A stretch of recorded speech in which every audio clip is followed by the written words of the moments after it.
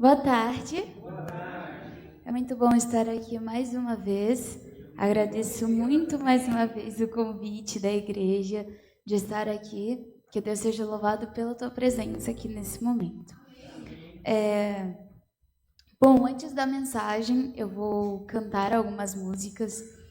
E essa primeira música, ela faz parte do meu CD. É uma música que fala... Ela tem uma letra bem poemática e é uma música que fala sobre como é a nossa vida vivendo sem Cristo. E nós sabemos que sem Ele nós não podemos viver. E é por isso que a nossa vida só faz sentido quando nós aceitamos Jesus como nosso Salvador. Amém?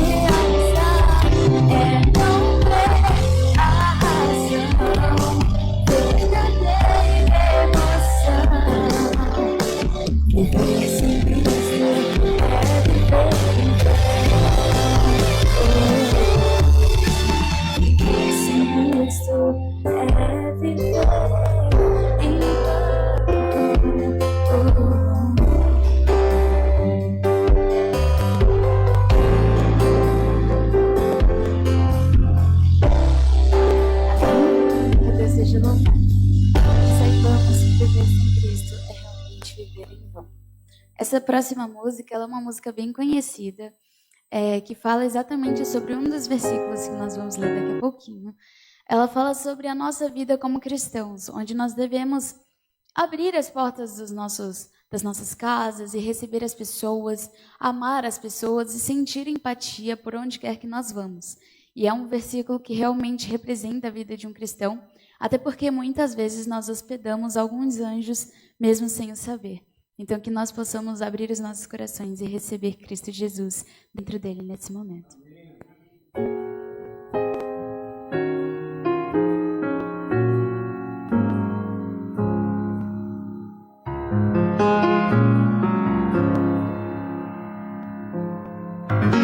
Talvez exista uma luz em minha alma. Talvez a chama esteja pequena, quase à beira de se apagar.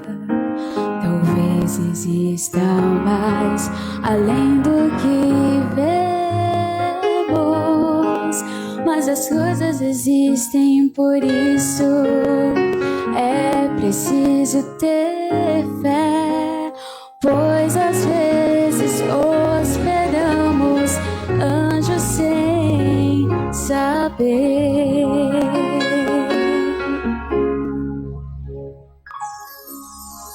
Sei que existe um lugar em que vamos voar, mas alguns dizem que Deus não existe e que um tolo eu sou. Talvez exista mais além do que vemos. Quem é esse estranho ao teu lado? Não despreze, não seja cruel, pois às vezes hospedamos anjos sem saber.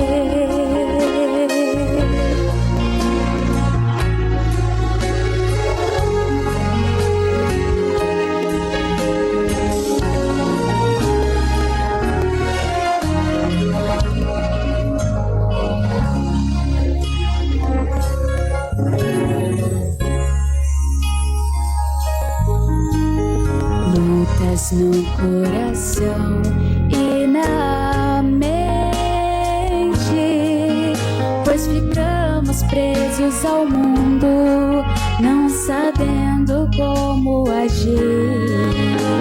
Enquanto isso no céu, os anjos reunidos levam todos os nossos anseios a Cristo o Senhor. Talvez hospedemos anjos sem saber. Talvez hospedemos anjos sem saber. Anjos sem saber.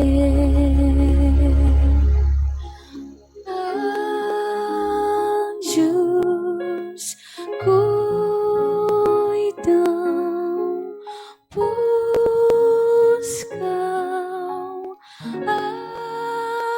amam,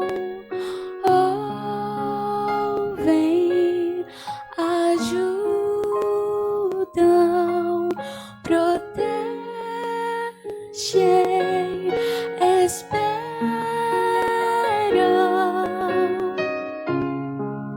Deixa eu segurar sua mão, levá-lo a Canaã, e Deus o guiará pra um novo lar. Deixa eu segurar sua mão, levá-lo a Canaã, e Deus o guiará pra um novo lar. Deixa eu segurar sua mão,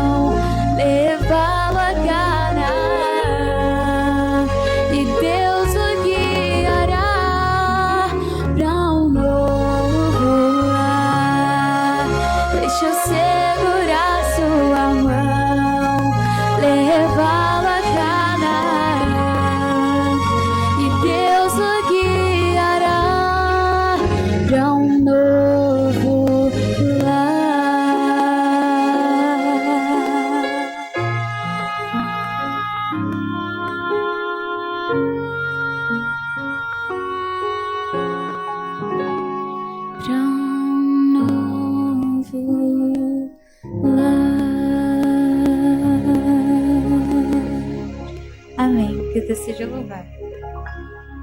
Nesse momento, eu convido você a fechar os seus olhos para que possamos falar com Deus.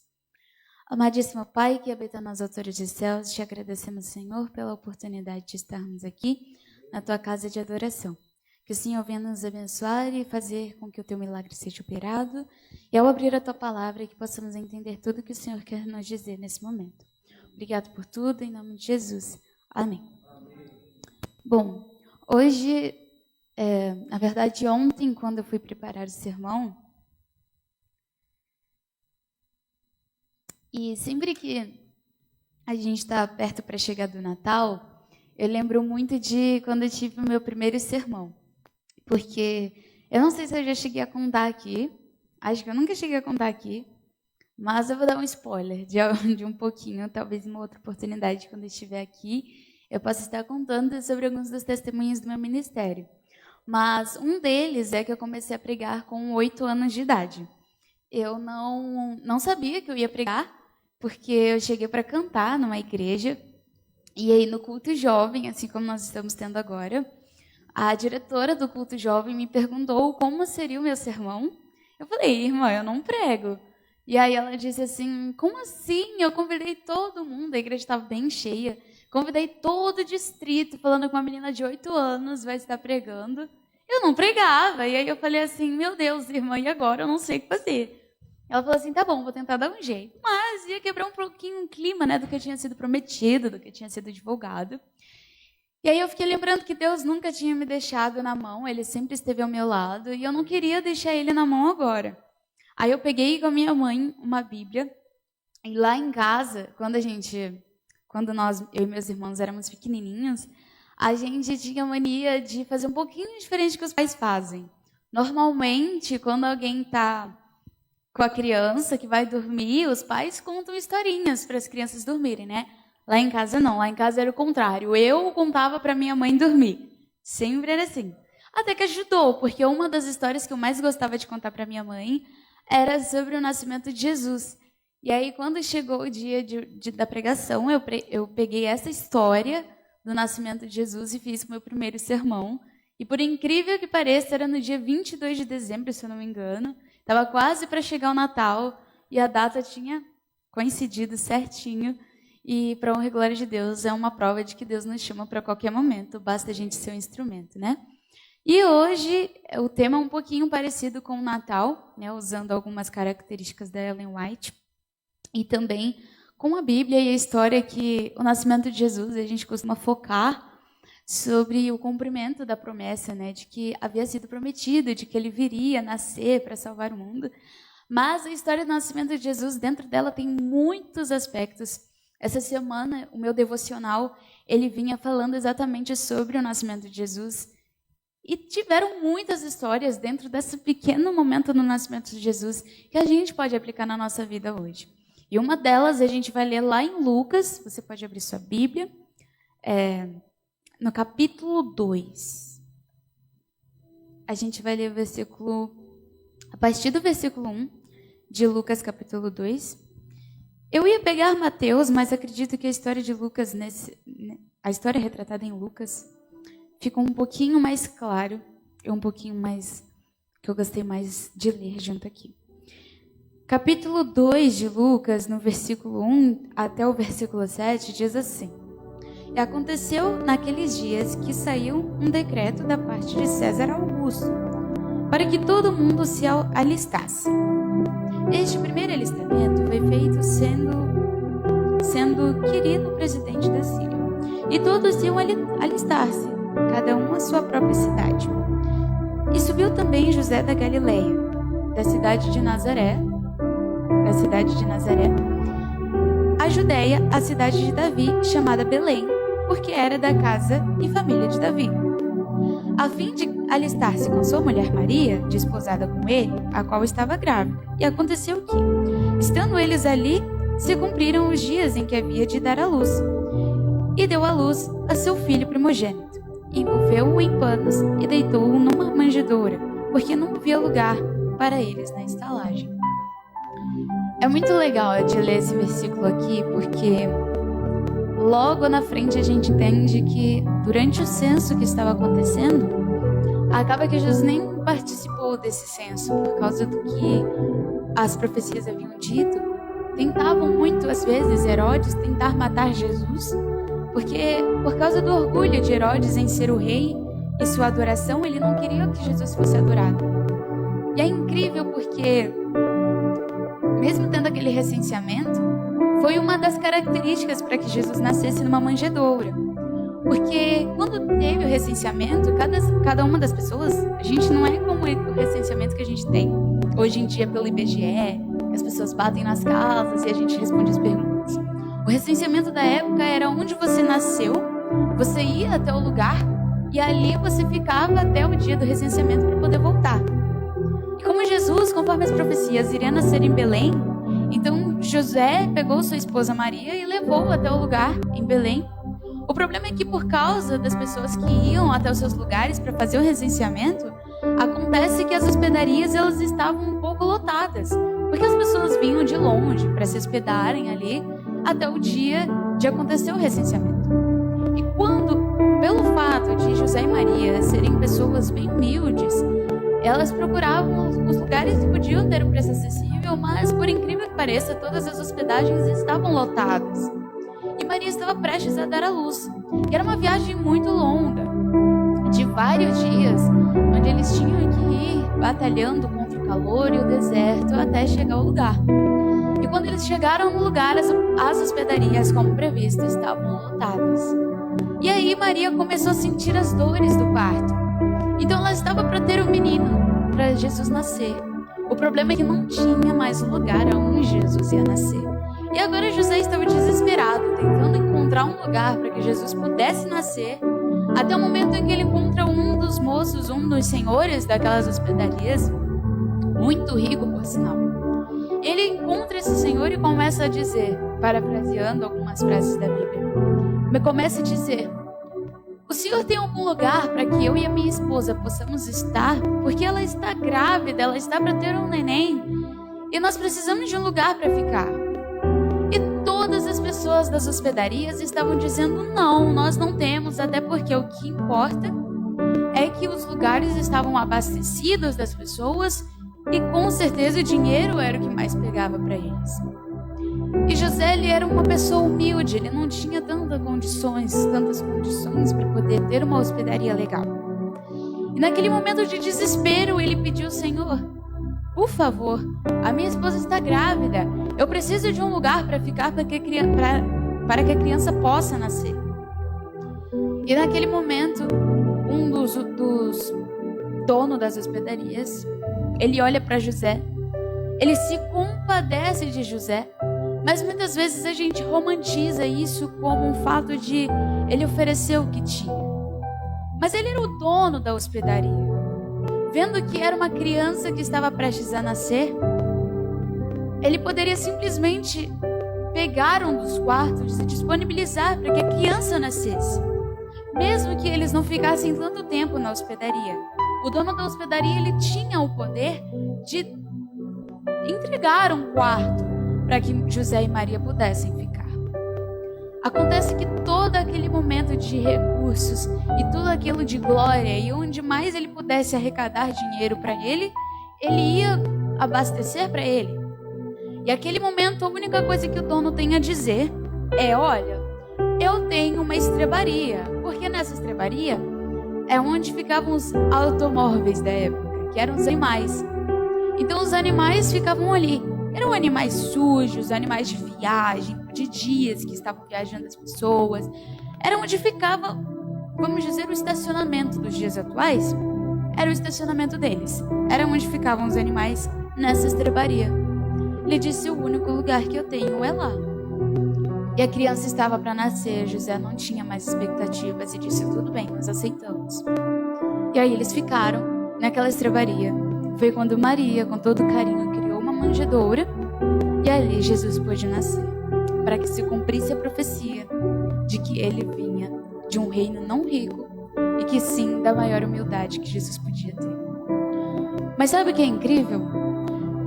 É que o dono da hospedaria não sabia, mas quem estava batendo na porta dele naquele momento seria o Salvador do mundo. É triste saber que ele não abriu uma das portas dos quartos para que Jesus pudesse nascer. É triste saber que ele, talvez, por achar que era uma criança insignificante, ele não abriu as portas. Mas e se ele soubesse que Jesus era o rei do mundo? E se ele soubesse que o que ele carregava ali era um neném especial, um rei? E se ele soubesse que José era rico? Se ele imaginasse que José e Maria tinham vários palácios?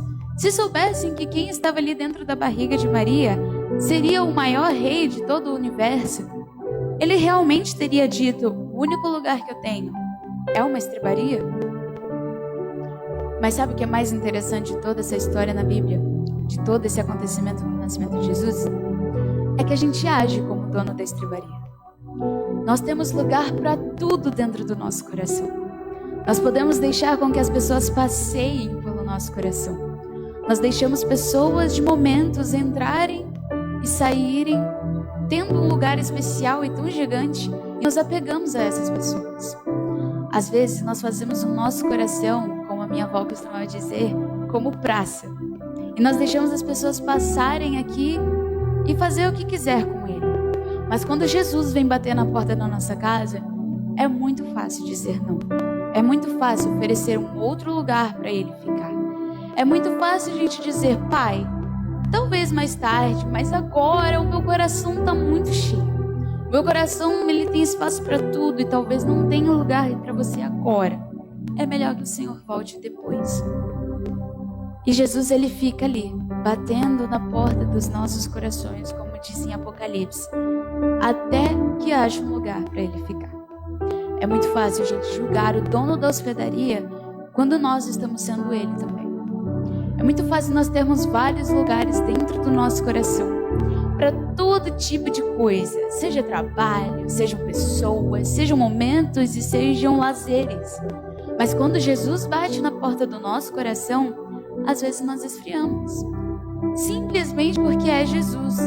É aquilo que nós não vemos, apenas vemos na igreja, e ainda assim nós não temos uma imagem palpável de Jesus. O que nós temos é uma palavra escrita dentro de um livro antigo, e às vezes isso faz com que a nossa fé desfaleça. Isso faz com que a gente ache que Jesus está ali o tempo inteiro e que eu vou viver para sempre. E que tudo o que eu quero e desejo talvez não seja. Realmente o que nós temos não é eterno. Talvez você esteja vivendo um momento muito feliz da sua vida, mas ela não é eterna. Ou talvez você esteja vivendo um momento tão triste, ele também não é eterno. Mas uma coisa é Cristo Jesus. Porém, a vida que nós temos hoje, ela também não é eterna. E é por isso que, para garantir a eternidade ao lado dele, eu preciso entregar um dos quartos da minha hospedaria, que é o meu coração. Eu preciso abrir a porta e dizer: eu sei que o que está aqui dentro é muito importante para mim. Eu sei que o que está dentro do meu coração vai fazer falta. Eu sei que o que está dentro do meu coração é algo que eu preciso ter. Mas se o Salvador do mundo está à porta batendo, eu preciso deixar ele entrar. Eu tenho que mandar para a estrebaria aquilo que não me conduz, aquilo que me desfalece e aquilo que não é eterno para mim. Porque aquilo que é eterno é o que me beneficia. E às vezes nós não conseguimos enxergar Jesus, mas nós conseguimos senti-lo. Se um dia, hoje, nós não conseguimos mais sentir Jesus, talvez seja pela altura do nosso pecado. Talvez seja pela culpa do nosso próprio pecado. Às vezes a nossa fé ela está nos distanciando de Cristo, porque dentro do nosso coração está cheio daquilo que Ele não gosta. E Jesus não vai chegar num lugar onde o mal está presente. Mas Ele quer chegar para tirar o mal de dentro da gente. É incrível saber isso, porque quando Lúcifer estava lá no céu e o pecado começou a surgir ali, Jesus não quis que o mal permanecesse no céu e afastou Lúcifer do céu. Mandou para a terra, porque não era o lugar em que Jesus queria estar, que era perto do mal. Mas olha que interessante, Jesus ama tanto o pecador que veio até onde o mal estava estabelecido, morreu numa cruz, só para tirar você de onde ele reside. para restaurar o mundo da maldade, do pecado, da tormenta, da doença, de tudo que a gente passa, só para a gente ter uma chance de viver eternamente com Ele.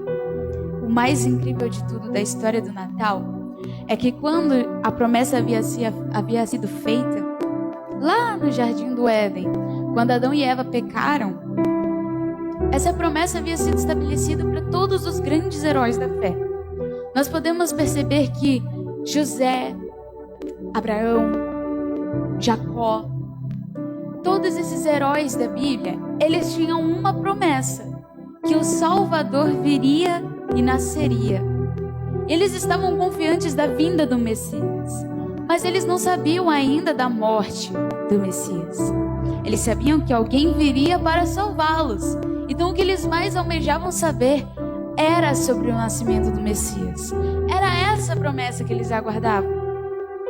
Mas logo em seguida, quando Jesus dá aquele momento na cruz e diz para os discípulos, quando estavam sentados na mesa, ele diz: em 3 dias eu serei morto. Vários dos discípulos ficaram totalmente boquiabertos. Até porque muitos deles ficaram desesperados, porque havia um apego em chamar Jesus de amigo. E se um amigo vai ser entregue para ser morto, é comum que a gente se desespere. E naquele momento eles dizem: Jesus, você não pode ser morto. Ele diz: eu vim para que a profecia pudesse ser cumprida.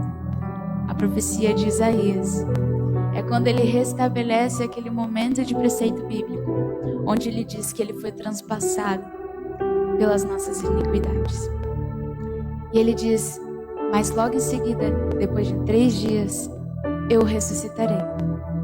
É difícil de acreditar. Eu entendo os discípulos.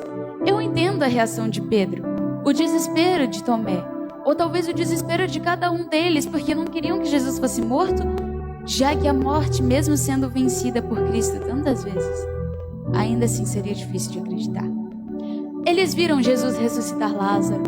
Eles viram Jesus ressuscitar a filha de Jairo. Eles viram Jesus ressuscitar o filho da viúva de Naim. Mas ainda assim, era muito difícil acreditar de que Jesus ressuscitaria. Como pode aquele que ressuscita ser morto? É difícil. Mas logo depois de 3 dias, Jesus retorna. E quando Jesus retorna à vida, Tomé mesmo incrédulo, o que é bem comum, porque talvez muitos de nós faríamos a mesma coisa. Mas Jesus se reapresenta e diz: logo, logo eu virei para buscá-los. Para os discípulos, era a única esperança que tinha. Para mim e para você, é a única esperança que temos. Os discípulos creram na promessa porque viram que tudo que ele prometeu cumpriu. E creram até o dia de sua morte. Hoje, eu e você não temos a promessa de que Jesus irá nascer, porque ele já nasceu. Não temos a promessa de que ele vai morrer na cruz, porque ele já morreu. Mas nós temos a promessa de que ele virá. E se ele cumpriu todas as demais, é porque falta essa para ele cumprir. O mundo está um grande caos. E muitas vezes, como donos da hospedaria, e como a Bíblia diz lá em Hebreus, às vezes nós hospedamos anjos sem saber. Aquele dono da hospedaria poderia ter hospedado Jesus e estaria hospedando o Salvador do mundo sem saber.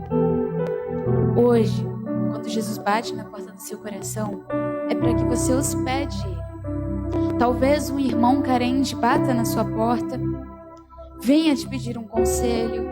E talvez você esteja tão corrido, tão cansado, mas um tempinho que você disponibiliza para uma pessoa aflita, você está hospedando o anjo sem saber. Às vezes o nosso anjinho da guarda, ele se disfarça de ser humano só para te dar um abraço, só para dizer que tudo vai ficar bem, só para te ajudar. Mas a gente tem que receber. É por isso que nesse Natal, que é uma data ilustrativa, até porque todos os dias é dia de relembrar o nascimento de Cristo, é uma data onde nós podemos relembrar em família, e não só a troca de presentes, não só a árvore que a gente decora, e não só aquelas promessas de prosperidade que as pessoas querem desejar, mas de lembrar que uma promessa foi cumprida e de que outra pode ser cumprida também. Jesus Cristo, ele faz tudo por amor de mim e de você. E todas as promessas que Ele quis fazer, que Ele cumpriu, é para fazer com que eu e você sejamos próximos a Cristo Jesus. Estejamos próximos a Ele. Ellen White, lá no livro Desejado de Todas as Nações, ela diz assim: Cristo foi tratado como nós merecíamos, para que pudéssemos receber o tratamento a que Ele tinha direito. Foi condenado pelos nossos pecados, nos quais não tinha participação, para que fôssemos justificados por sua justiça, na qual não tínhamos parte.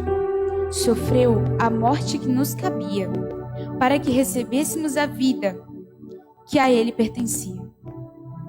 Eu gosto muito do início dessa frase, desse verso, desse livro, lá na página 12 de O Desejado de Todas as Nações, quando ela diz que Cristo foi tratado como nós merecíamos, para que pudéssemos receber o tratamento que Ele tinha direito.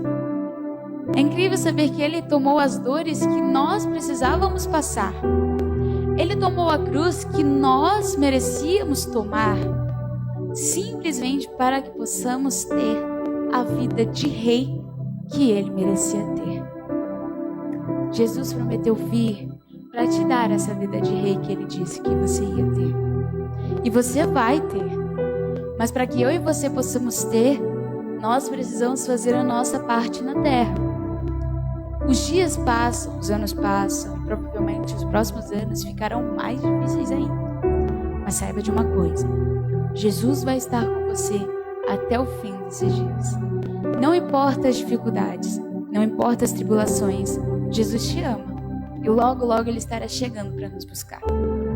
Se um dia o mundo quiser te vendar, se o mundo quiser fazer você pensar que o mundo está saboroso, de que tudo está voltando ao normal e de que a vida está passando e nada de Jesus vir, porque é o que o mundo faz a gente pensar, lembra de uma coisa: ninguém estava esperando Jesus nascer.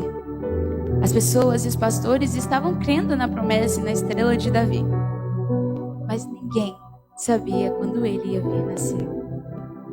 As pessoas estavam esperando a morte de Jesus Cristo, mas estavam com medo de que Ele não ressuscitasse.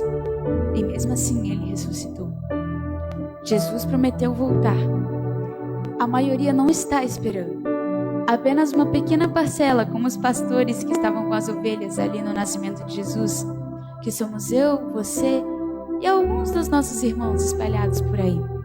Eles esperam com fé na promessa, onde muitos acham que não vai acontecer. E quando menos esperarmos, Jesus estará chegando na nuvem de anjos. Amém? O que nós precisamos fazer hoje é abrir a porta do nosso coração, receber Cristo Jesus dentro do nosso coração, deixar com que Ele faça a restauração e que Ele nos guie pelo caminho eterno.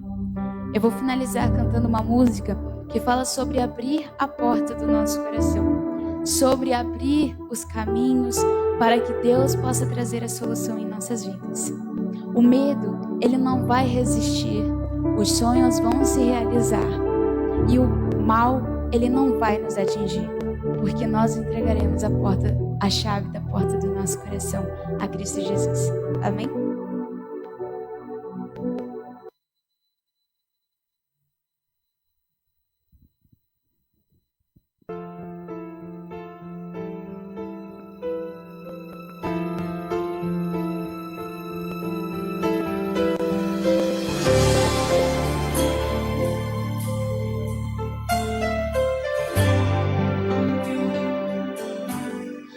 Abra a porta do coração, abra o caminho para a solução. Deus, em resposta pra você, tem um milagre pra fazer. Ele precisa receber de suas mãos a chave que abre a porta do seu coração. É hora de deixar de lado a solidão.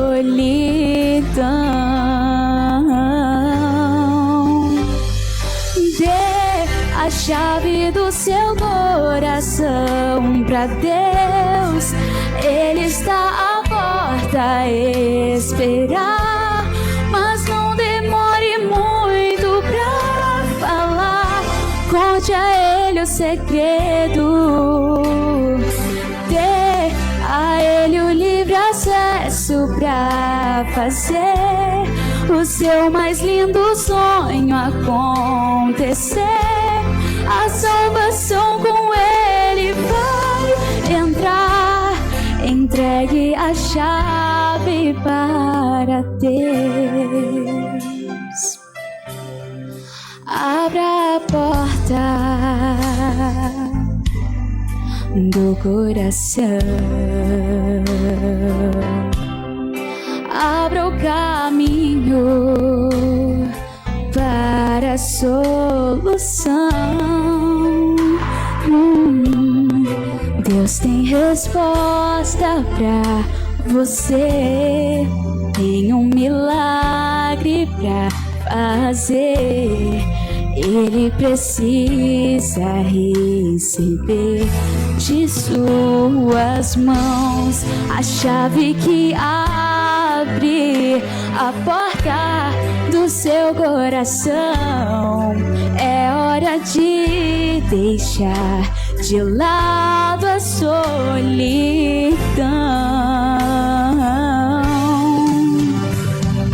Dê a chave do seu coração pra Deus. Ele está à porta a esperar, mas não demore muito pra falar. Conte a Ele o segredo. Dê a Ele o livre acesso pra fazer o seu mais lindo sonho acontecer. A salvação com Ele vai entrar. Entregue a chave para Deus. O medo não resistirá.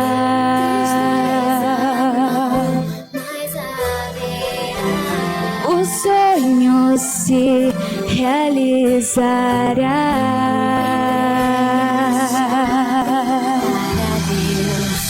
O mal não te atingirá.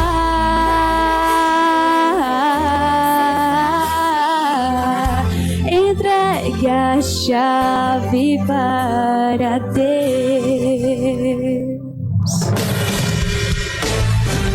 Dê a chave do seu coração pra Deus. Ele está à porta a esperar, mas não demore muito pra falar. Conte a Ele o segredo. Dê a Ele o livre acesso pra fazer o seu mais lindo sonho acontecer. A salvação com Ele vai entrar. Entregue a chave para Deus. Abra a porta do coração.